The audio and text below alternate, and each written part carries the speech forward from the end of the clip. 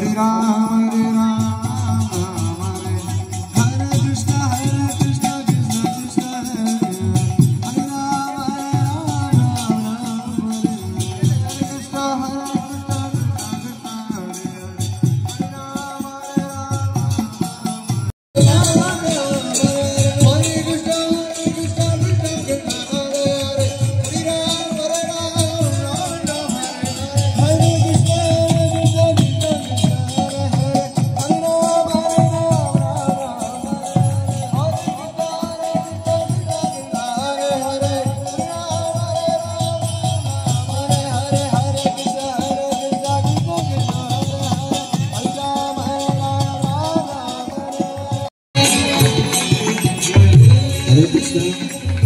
Hare Krishna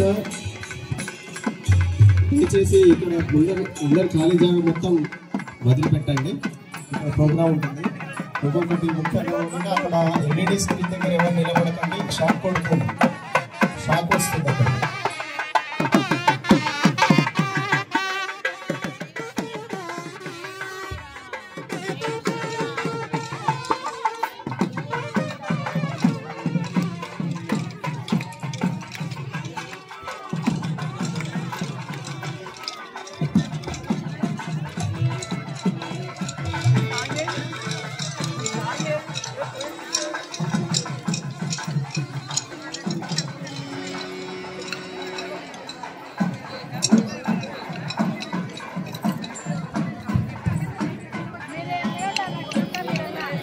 Sravanthi Mataji list జరగమని చెప్పండి.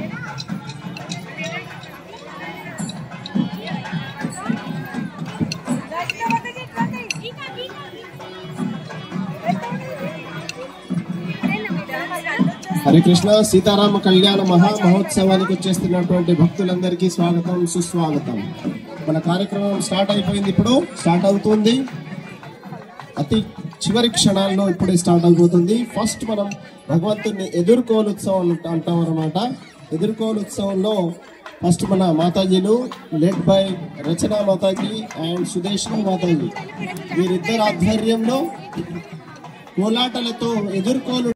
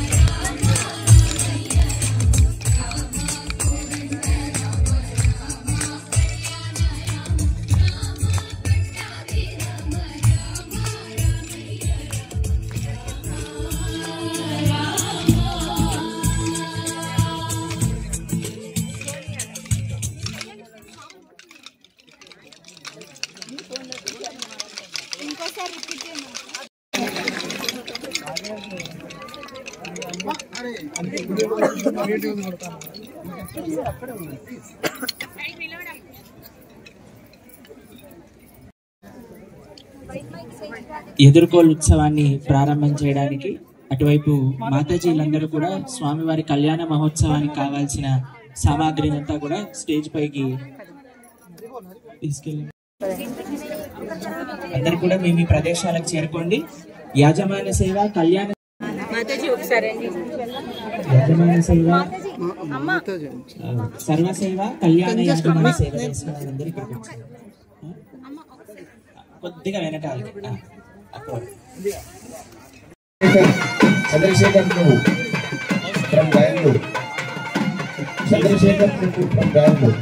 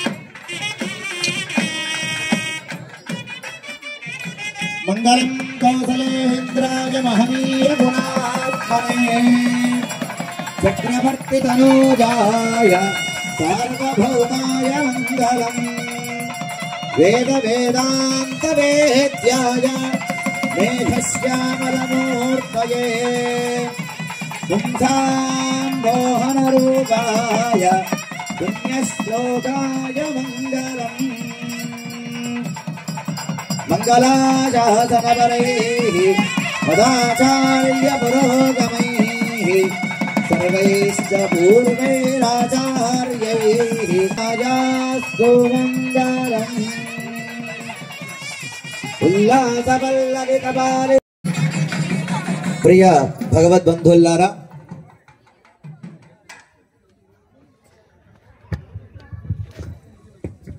ఎంతో వైభవంగా 3 రోజులుగా మనం జరుపుకున్నటువంటి ఈ ఉత్సవంలో స్వామికి సీతా అమ్మవారికి వివాహం జరగడానికని కళ్యాణ మహోత్సవానికని మనం సిద్ధం చేసుకుంటున్నాం.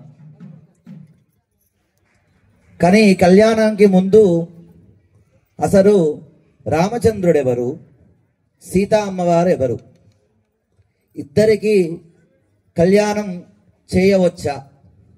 చూడండి, ఇప్పుడు మన ఇంట్లో వివాహాలు అవుతే అబ్బాయి ఎలాంటి వాడు, అమ్మాయి ఎలాంటిది, వారిద్దరికి తగిన జోడు కుదురుతుందా, వాళ్ళ సంపదలు బాగానే ఉన్నాయా, అమ్మాయిని అబ్బాయి వాళ్ళు సరిగ్గా చూసుకుంటారా అని మనం ఎలాగైతే చూస్తామో అసలు ఇప్పుడు మనం అందరం కూడా ఎవరి తరఫున ఉన్నాం? ఇక్కడ గట్టిగా వినిపించట్లేదు. సీతా అమ్మవారి తరఫున. ఎందుకు ఎందుకు నిన్ననే విన్నాం, ఇదే క్షేత్రం, సీతాక్షేత్రం కదా. అందుకని మనందరం కూడా అమ్మ తరఫున ఉండి కళ్యాణ మహోత్సవాన్ని జరిపించుకుంటున్నాం. మనము ఇక్కడ సిద్ధంగా ఉన్నాము అమ్మవారికి వివాహం జరిపించడానికి. కానీ వరుడు కావాలి. ఎవరా వరుడు? శ్రీరాముడికి ఇద్దామా? ఇద్దాము అంటే అది అతను ఎలాంటి వాడో తెలియాలి కదా. ఆ గుణాలేంటో. సకల గుణాభిరాముడు అన్నారు. కానీ ఆ గుణాలేంటి, ఆయనకుండే గుణాలేంటి, అసలు అమ్మకుండే గుణాలేంటి మనం తెలుసుకునే ప్రయత్నం చేద్దాం చిన్నగా. ఇది ఏ క్షేత్రం? వినిపించట్లేదు. ఈ ఊరు పేరేంటి? కాదు, మిథిలా నగరం. ఎక్కడున్నాం? రామచంద్రస్వామి ఎక్కడికి వచ్చాడు? వచ్చి మన అమ్మవారిని చూస్తున్నారట వివాహం కోసం. అయితే ఇచ్చేద్దామా? ఇద్దామా? ఇవ్వాలి అంటే అమ్మ స్వామి ఎలాంటి వాడో తెలియాలి కదా. ఎవరికి పడితే వాళ్ళకి మనం ఇవ్వం కదా. మనము స్వామి యొక్క గొప్పతనాన్ని తెలుసుకుందాం.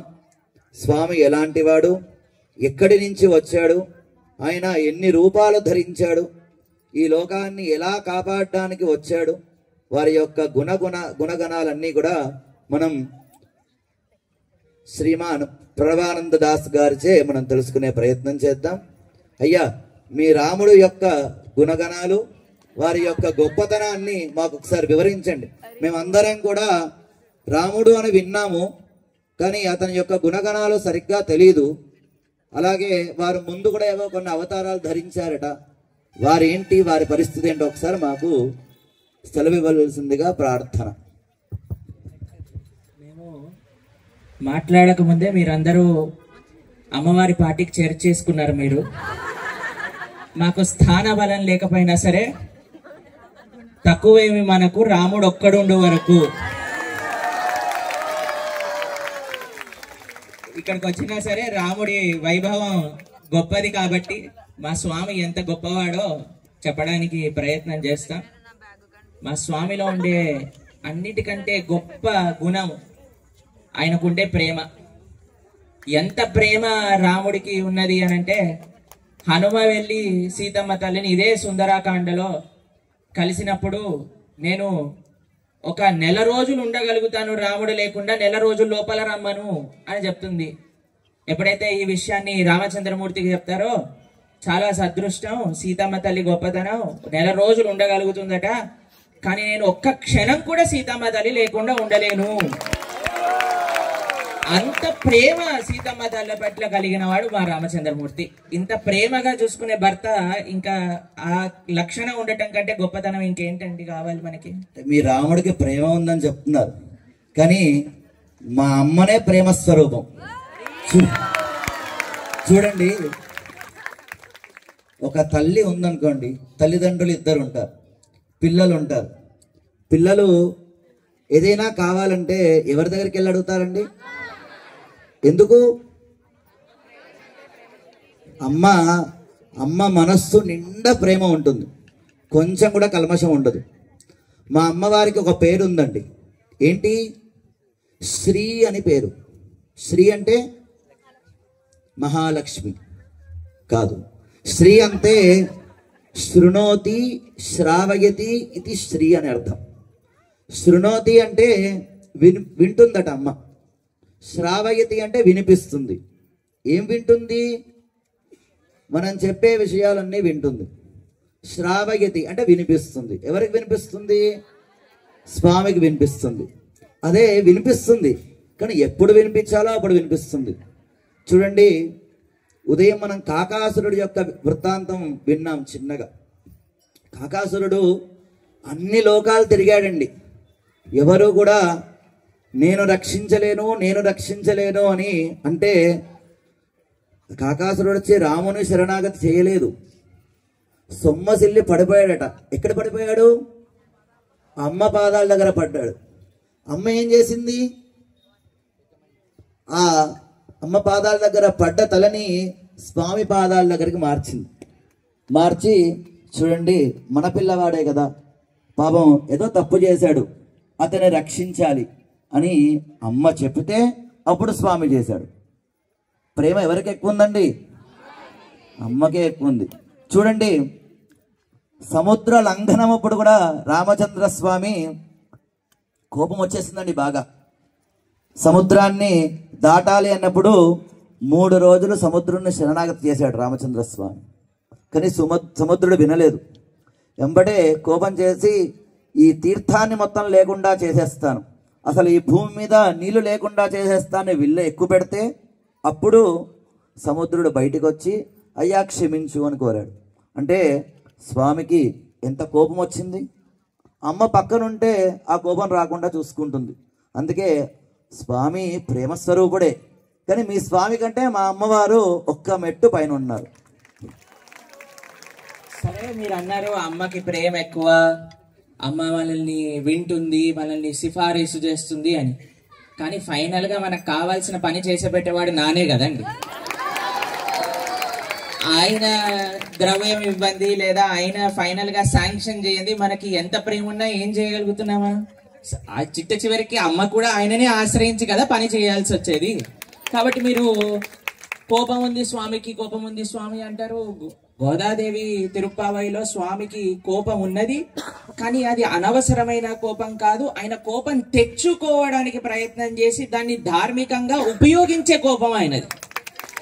కాబట్టి ఆయన కోపం కూడా మంచిదే. ఎందుకోసం ఆయన కోపం వచ్చింది? సీతమ్మ తల్లి అక్కడ ఉన్నది కాబట్టి ఆవిడ్ని రక్షించడానికి కావడానికి కోపం వచ్చింది. కానీ ఆయన అంతటా ఆయన ఎప్పుడు కోపం తెచ్చుకోలేదు. కాబట్టి మా స్వామి అంత మంచివాడు. ఎంత మంచివాడు అనంటే సీతమ్మ తల్లిని రక్షించుకోవడానికి అసలు తను కోపం తెచ్చుకునే స్వరూపం కాకపోయినా కోపం తెచ్చుకున్నవాడు మా స్వామి.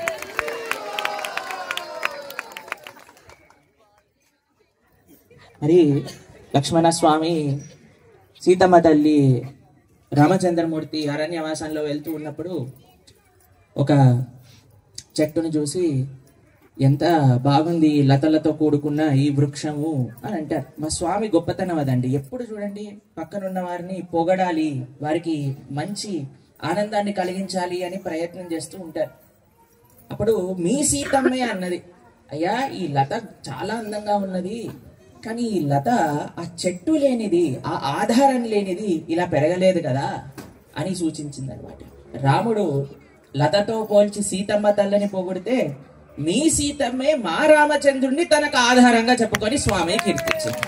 మీరు చెప్పింది బాగానే ఉంది, కానీ స్వామి మనస్సులో ఎప్పుడు సీతమ్మ ఉంటుంది కనుకనే ఆయనకి ఆ ప్రేమ స్వరూపం బయటకు ఇప్పుడు చూడండి, మనసులో బాధగా ఉందనుకోండి, మొహంలో ఏం కనిపిస్తుందండి? బాధే కనిపిస్తుంది.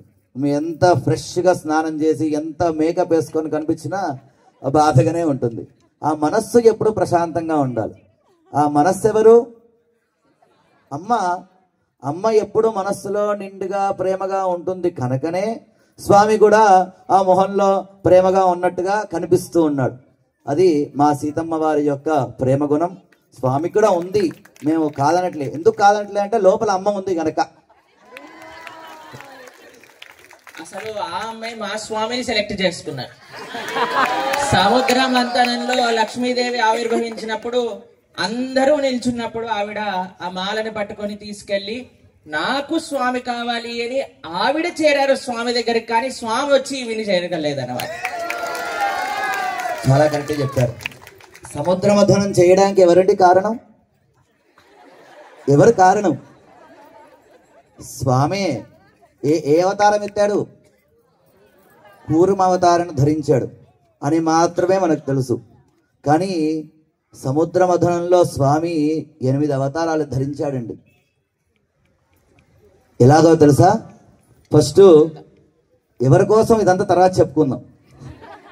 స్వామి సముద్ర మథనం చేయడానికని దేవతల్ని రాక్షసుల్ని ఆయన్నే ప్రేరేపించి వాళ్ళందరికీ ప్రేరేపణ కలిగి ఏదో మీకు అమృతం దొరుకుతుంది, అమృతం వల్ల మీరు ఇంత గొప్పవాళ్ళు అవుతారు, మీ ఆయుష్ ఇది అది ఏదో చెప్పేసి కబుర్లని చెప్పేశాడు. పాపం ఏదో లోపల ఒక రత్నం ఉంది, ఆ రత్నం కోసమని వాళ్ళకి తెలుసుకోలేకపోయారు. ఏదో అమృతం అమృతం అనుకుంటున్నారు.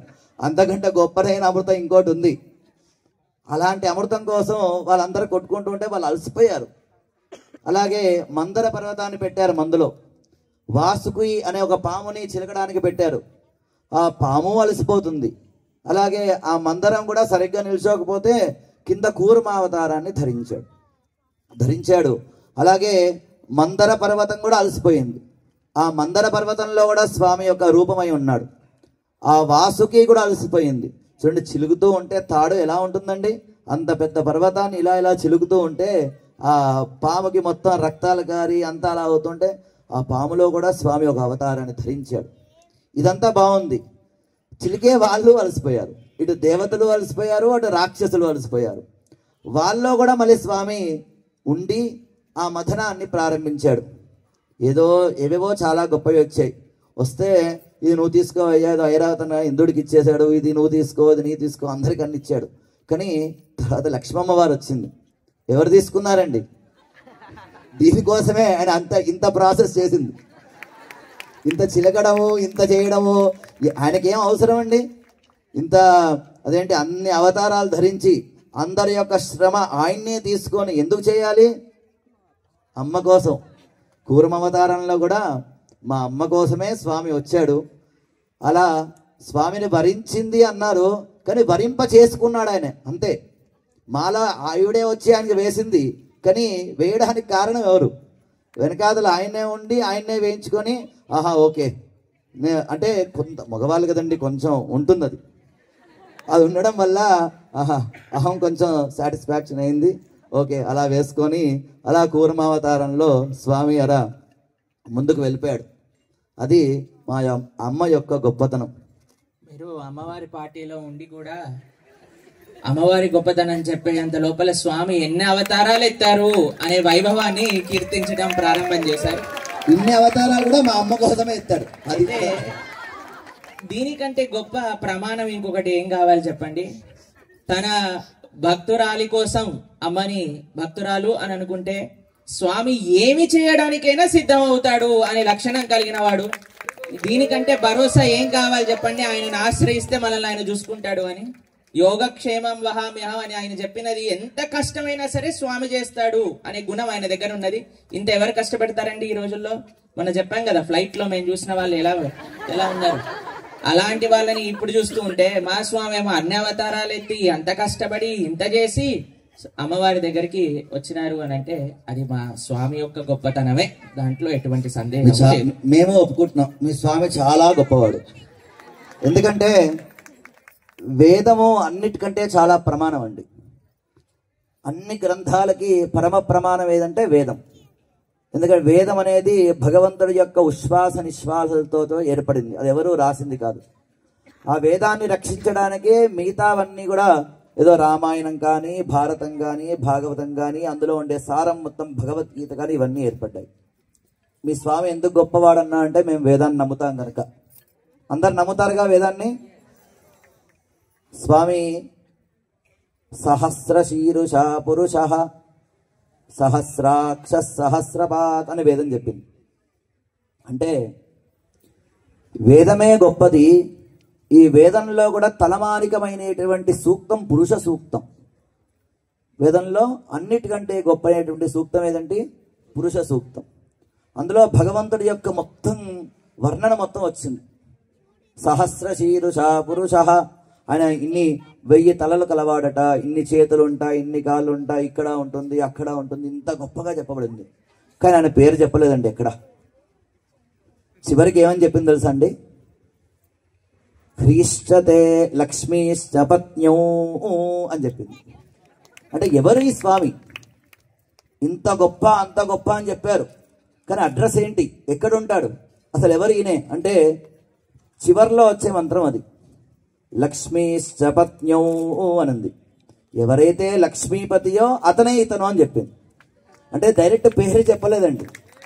అంటే స్వామిని గుర్తించాలంటే కూడా అమ్మ రికగ్నైజేషన్ ఉండాలి. అమ్మ అడ్రస్ ప్రూఫ్ స్వామికి.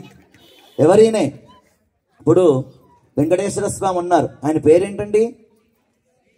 వినిపించట్లేదు. వెంకటేశుడు అనే పేరు ఎలా వచ్చింది తెలుసా అండి మీకు? ఆ పర్వతానికి వెంకటము అని పేరు. వెంకటానికి ఈశుడు అంటే దానికి అధిపతి, అందుకే వెంకటేశ్వరుడు. అసలు ఆయన పేరేంటండి? శ్రీనివాసుడు. శ్రీ అంటే ఎవరు? అతని యొక్క నివాసం స్వామి. ఆయన పేరేంటండి అసలు? ఏం లేదు, శ్రీనివాసుడు. అంటే స్వామి యొక్క, అంటే వేదమే అంత గొప్పగా చెప్పింది అమ్మ గురించి. అంటే మా అమ్మ ఎంత గొప్పదో ఒకసారి చూడండి. ఆలోచిస్తున్నాను, చూస్తున్నాను.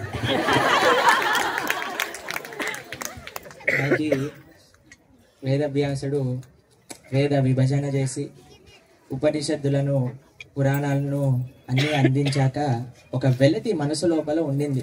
ఇప్పుడు వాళ్ళ గురువు అయిన నారదముని వచ్చినప్పుడు, అయ్యా ఏమైంది, నువ్వు అలా దుఃఖంలో ఉన్నావు అని అంటే, ఏం లేదండి, ఇంత సేవ చేసినా సరే ఒక మనసులో ఒక తీరని లోటు ఉన్నది అని అంటే, అయ్యా నువ్వు ఎన్నో విషయాలు చెప్పావు, కర్మ గురించి చెప్పావు, జ్ఞానం గురించి చెప్పావు, కానీ నువ్వు ఒక పని చేయలేదు.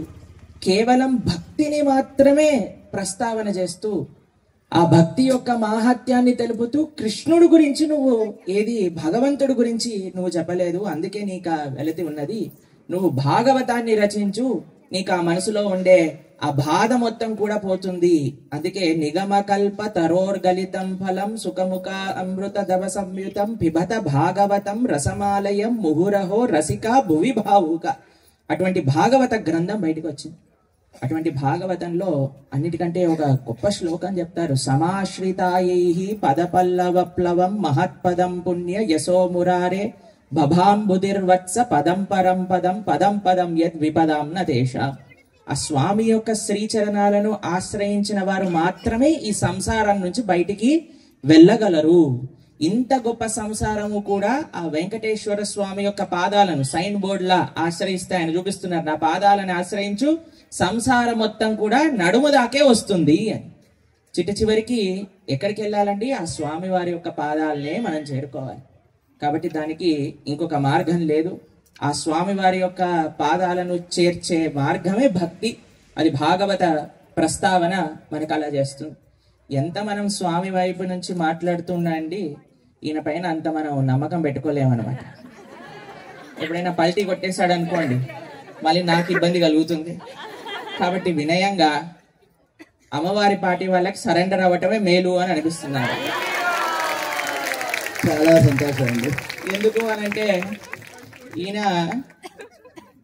ఈయనని చూస్తే చాలా అందంగా ఉన్నాడు, అన్ని గుణాలు ఉన్నాయి, కానీ ఆ కరుణ, ఆ కృప అనేది ఈయన లోపలికి పంపు చేసేది, మనందరినీ ప్రస్తావన చేసేది చివరికి అమ్మవారే.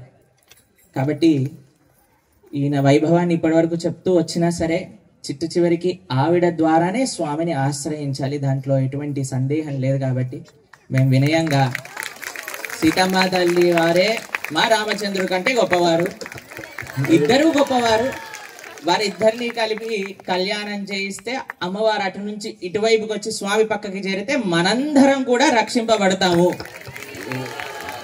కాబట్టి అమ్మవారికి ప్రణామం చేస్తూ, స్వామిని కూడా ప్రణామం చేస్తూ వారిద్దరి యొక్క కళ్యాణ మహోత్సవాన్ని చక్కగా జరిపించమని సుకుమారాచార్యులు గారికి, ఎవరైతే అమ్మవారి వైపు నుంచి నిలబడ్డారో వారికి సవినయంగా ప్రార్థన చేస్తూ, జై శ్రీరామ్, సీతామయ్యాకి, రామచంద్ర మహారాజ్ కి. అమ్మ నిత్యానపాయిని, ఎప్పుడు స్వామిని ఆశ్రయించే ఉంటుంది. మనకి వచ్చే బాధలు, మనకు వచ్చే ఇబ్బందులన్నీ కూడా అమ్మ ద్వారానే స్వామికి చేరుతాయి. కేవలం అమ్మ యొక్క వైభవం, స్వామి యొక్క వైభవం మనందరికీ తెలియాలని ఈ కార్యక్రమే తప్ప ఏదో వీళ్ళు గొప్ప వాళ్ళు గొప్ప అని కాదు, ఇద్దరూ గొప్పే. చూడండి, సూర్యుడు ఉన్నాడు, ఎక్కడన్నా తేజస్సు రశ్మి లేకుండా సూర్యుడు ఎక్కడన్నా కనిపిస్తాడండి? లేడు. ఒక పుష్పం ఉంటుంది, వాసన లేక పుష్పం వాసన విడిగా ఉంటుందా? ఉండదు. ఇలానే భగవంతుడు, అమ్మ కూడా అంతే. సూర్యుడు రశ్మిలాగా, అలాగే పువ్వు వాసనలాగా ఎప్పుడు ఇద్దరు కలిసే ఉంటారు. వాళ్ళిద్దరు కలవడమే మనకు కళ్యాణం, వాళ్ళిద్దరు కలిసి ఉండడమే మనకి లోకానికి అంతా కూడా జగద్రక్షణ అవుతుంది. కనుక వారిద్దరికీ అందరం కలిసి కళ్యాణ మహోత్సవాన్ని జరిపిద్దాం స్వామివారి యొక్క సమక్షంలో. అందరం ఒకసారి ఇప్పుడు చెప్తాం. ఏమని చెప్తాం? సీతారామచంద్ర భగవాన్ కీ, సీతారామచంద్ర భగవాన్ కీ. అందరం అంగీకరించామా? ఇప్పుడు ఒకసారి స్వామి యొక్క గుణగణాల్ని, వైభవాన్ని, స్వామి యొక్క ప్రవర అంటారు దాన్ని, ఒకసారి అక్కడి నుంచి మనం విందాం. అలాగే అమ్మ యొక్క వైభవాన్ని, అమ్మ యొక్క వంశాన్ని, అమ్మ యొక్క ప్రవరని కూడా మనం విని తర్వాత వీరిద్దరి వివాహం కోసం ఇప్పుడు ఏం చేయాలి? నెక్స్ట్ వివాహం కుదిరితే నెక్స్ట్ చేసే ప్రోగ్రాం ఏంటండి?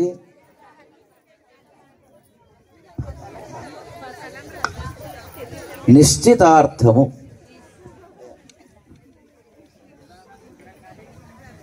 వివాహం కుదరంగానే ఫస్ట్ చేసే ప్రోగ్రామ్ ప్రీ వెడ్డింగ్ ఫోటోషూట్.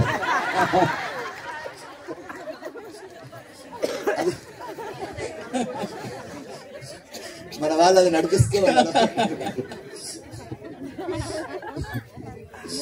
నిశ్చితార్థ కార్యక్రమాన్ని మనం చేసుకుందాం. నిశ్చితార్థం అంటే ఇద్దరికి కూడా ఈ యొక్క వివాహం సమ్మతము, ఇద్దరు కూడా వివాహ మహోత్సవం జరిపించుకొని సుఖ సంతోషాలతో ఆనందంగా ఉండాలి. వారు ఆనందంగా ఉంటే లోకాలన్నీ ఆనందంగా ఉంటాయి. ఈ ఒక్క లోకమే కాదు, ఎన్ని లోకాలు? మొత్తం 14 లోకాలన్నీ కూడా ఆనందంగా ఉంటాయి. దాని ప్రకారంగా ఒకసారి అమ్మవారి యొక్క స్వామి యొక్క ప్రవరణ మనం ఒకసారి శ్రవణం చేద్దాం.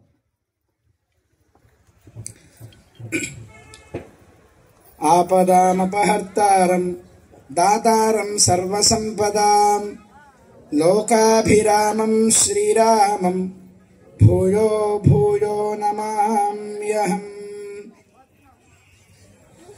రామచంద్రమూర్తి యొక్క ప్రవరణ ఇక్కడ విన్నపం చేయడం జరుగుతుంది.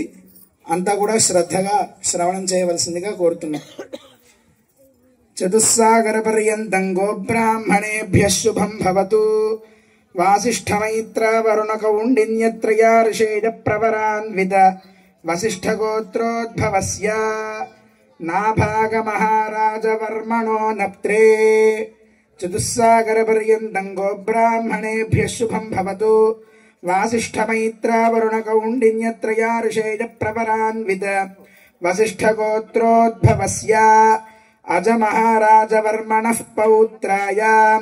చతుస్సాగర పర్యంతం గోబ్రాహ్మణేభ్యః శుభం భవతు.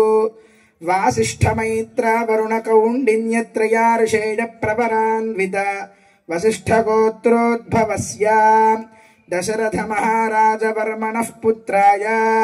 చతుస్సాగర పర్యంతం గోబ్రాహ్మణేభ్యః శుభం భవతు. వాసిష్ఠమైత్ర వరుణ కౌండిన్యత్రయా ఋషేయ ప్రవరాన్విత వసిష్ఠగోత్రోద్భవస్య సాక్షాత్ శ్రీమన్నారాయణ స్వరూపాయ శ్రీరామచంద్ర పరబ్రహ్మణే వరాయ.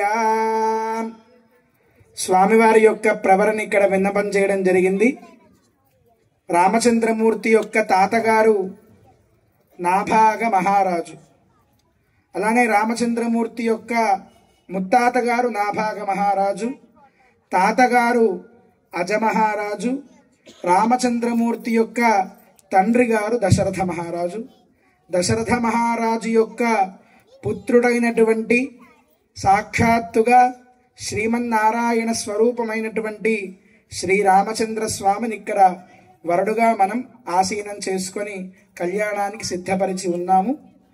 ఇప్పుడు అమ్మవారి యొక్క ప్రవరణ కూడా విన్నపం చేయమని స్వామిని ప్రార్థన చేస్తున్నాం. చతుస్సాగరపర్యంతం గోబ్రాహ్మణేభ్యః శుభం భవతు. ఆంగీరస ఆయాస్య గౌతమత్రయా ఋషేయ ప్రవరాన్విత గౌతమస గోత్రోద్భవాం స్వర్ణరోమ మహారాజవర్మణో నప్త్రీం. చతుస్సాగరపర్యంతం గోబ్రాహ్మణేభ్యః శుభం భవతు. ఆంగీరస ఆయాస్య గౌతమత్రయా ఋషేయ ప్రవరాన్విత గౌతమస గోత్రోద్భవాం హ్రస్వరోమ మహారాజవర్మణః పౌత్రీం. చతుస్సాగరపర్యంతం గోబ్రాహ్మణేభ్యః శుభం భవతు. ఆంగీరస ఆయాస్య గౌతమత్రయా ఋషేయ ప్రవరాన్విత గౌతమస గోత్రోద్భవాం శీలధ్వజ మహారాజవర్మణః పుత్రీం. చతుస్సాగరపర్యంతం గోబ్రాహ్మణేభ్యః శుభం భవతు. ఆంగీరస ఆయాస్య గౌతమత్రయా ఋషేయ ప్రవరాన్విత గౌతమస గోత్రోద్భవాం శ్రీ సీతాదేవీ నామ్నీం అయోనిజాం వరార్థినీం కన్యాం. అమ్మ యొక్క గోత్రము గౌతమస గోత్రం. అంటే గౌతమ మహాముని యొక్క వంశంలో పుట్టినటువంటి తల్లి మన సీతమ్మ. అమ్మ యొక్క ముత్తాతగారి పేరు స్వర్ణరోమ మహారాజులట. అమ్మ యొక్క తాతగారి పేరు హ్రస్వరోమ మహారాజులు. అలాగే అమ్మ యొక్క నాన్నగారి పేరు శీలధ్వజుడు అనేటువంటి నామం కలిగినటువంటి వారు. వారినే జనక మహారాజు అని కూడా అంటారు. అమ్మ యొక్క నామము సీతాదేవి. అమ్మని అయోనిజ అని పిలుస్తారు. అంటే అమ్మ గర్భంలో జన్మించిన అమ్మ కాదు. అమ్మ మనకి ఒక నాగలి దున్నుతుంటే అమ్మ దొరికింది కనుక అమ్మకి అయోనిజ అని నామం. అందరం కూడా వారి యొక్క ప్రవర విన్నాము, వారి యొక్క వంశ చరిత్ర విన్నాము. అలాగే మన అమ్మ యొక్క వంశ చరిత్ర కూడా విన్నాం కదా. ఇద్దరు వివాహం చేయడానికి ఒక్కసారి అందరం కూడా సమ్మతమేనా కాదా ఒక్కసారి చెప్పండి, గట్టిగా చెప్పాలి. దాన్ని చెప్తాము, చెప్పండి. అహోదాస్యామః అహోదాస్యామః అహోదాస్యామః అహోదాస్యామః. వస్త్రాలు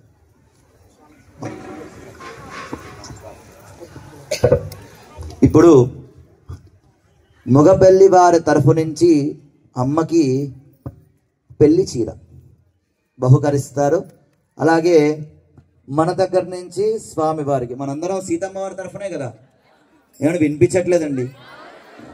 మనందరి తరఫు నుంచి స్వామికి కళ్యాణ వస్త్రాలని ఇక్కడి నుంచి మన అర్చక స్వామి అక్కడ ప్రణవానంద దాస్ గారిచే ఆ వస్త్రాన్ని ఇక్కడికి తీసుకొస్తున్నారు. మంగళవాద్యం వాయించవలసిందిగా ప్రార్థన. ఓం యువం వస్త్రాని బేవసావసాధే యువోర్చిత్రమంతుభో సర్గాః అవాదరమరుదాని విశ్వారితేన మిత్ర వరుణా సచేతే.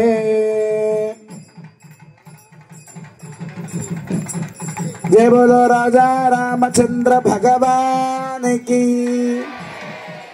రాజిత సీతామాయికి, లక్ష్మణ స్వామికి, పవన సుత హనుమానికి.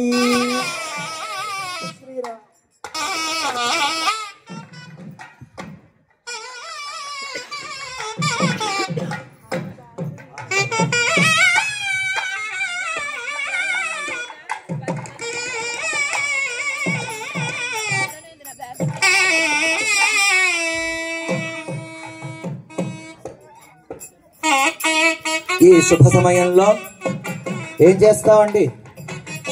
వారిద్దరికి ఇలా వివాహం జరిగినప్పుడు మనం ఏం చేస్తాం? అందరికి కూడా పసుపు కుంకుమాలు, పుష్పాలు, పన్నీరు చల్లడము, అలాగే ఇంకేం చేస్తాం? ఇటు తెలంగాణ సంప్రదాయాలతో బుక్క గుల్లాలు అనేవో అంటూ ఉంటారు. అలాంటి ద్రవ్యాలతోటి స్వామికి అమ్మరికి సమర్పించి అందరికీ కూడా, అది మగపెళ్లి వాళ్ళు వచ్చారు కదండి, వాళ్ళకి మనం అందరం సత్కారం చేయాలిగా. ఈ రకంగా సత్కారాన్ని చేద్దాం. ఇప్పుడు పన్నీర్ గంధం సాంగ్ పైన మన చిన్నారి కావ్య ఫ్రమ్ వైజాగ్. అలాగే సుమంగులు వచ్చి ఈ పసుపు కొమ్ములు దంచవలసిందిగా ప్రార్థన. ఇక్కడ 5 రోకళ్ళు ఉన్నాయి. ఒక్కొక్క దగ్గర ఒక 6 చొప్పున నిల్చొని హాయిగా 6 ఉన్నాయి. ఎంత అవకాశం ఉంటే అంత అందరూ సేవ చేసుకోవచ్చు, భగవంతుడి సేవ. ముఖ్యంగా ప్రధానంగా కళ్యాణ మహోత్సవంలో పార్టిసిపేట్ చేసే వాళ్ళు ముందుగా ఉన్నారు కనుక వారితోటి ఆ కార్యక్రమం జరిపించాలి. ఓన్లీ మాతాజీసే, ప్రభుజీస్ కాదు కాదు, ఇటు ముగ్గురు అటు ముగ్గురు, అంతకంటే ఎక్కువ కాకుండా హాయిగా చేయండి. అక్కడ పసుపు కొమ్ములు పెట్టారు, ఆ పసుపు కొమ్ములు మధ్యలో వేయండి. హాయిగా ఈ నాట్యాన్ని ఆస్వాదించండి. మిగతా వాళ్ళంతా కూడా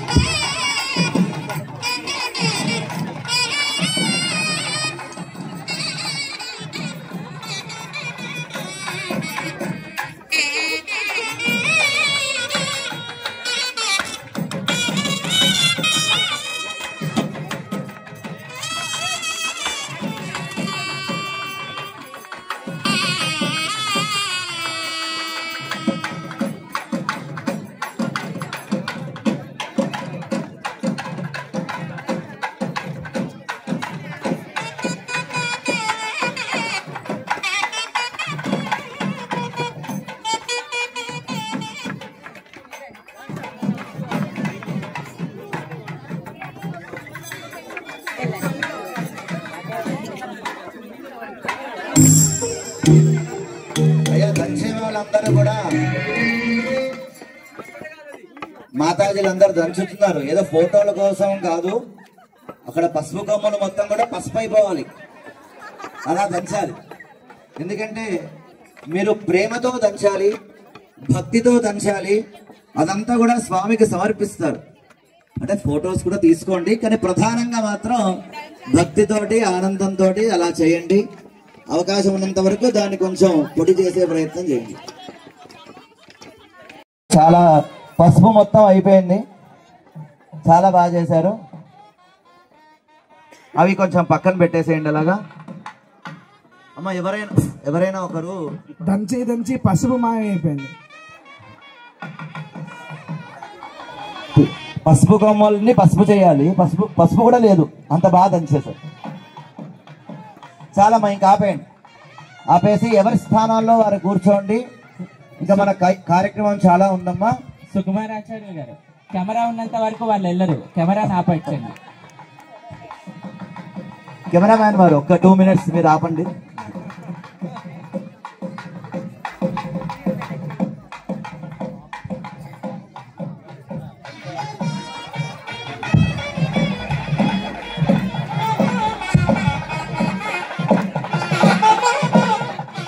ఎక్సలెంట్ పర్ఫార్మెన్స్ బై కావ్య చిన్నారి కావ్య ఫ్రమ్ వైజాగ్. చాలా చక్కగా పర్ఫార్మెన్స్ చేశారు, అప్పుడప్పుడే అందించి పెట్టారు. హరి ఓ గోవిందా గోవిందా. చిన్నగా మేళం చేయండి, పక్క అందరి దగ్గర జరగాలండి. అమ్మవారు వేదిక మీదకి వేయించేస్తున్నారు, అందరు కూడా పక్కకు జరగాలి.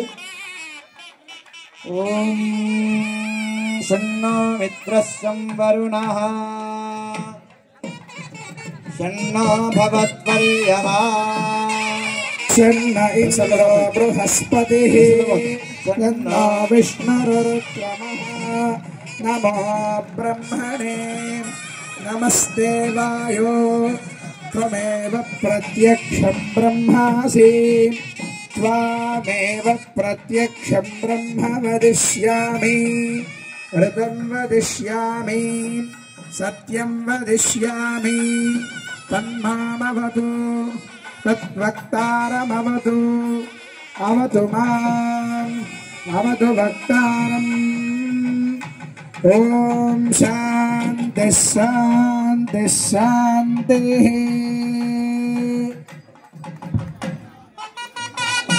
సీతారాములిరువురు కూడా ఏకమవుతున్నటువంటి సన్నివేశం, చాలా గొప్ప అరుదైనటువంటి సన్నివేశాన్ని మనకి మన ప్రణవానందదాస్ ప్రభుజీ గారు మనకి అందిస్తున్నారు.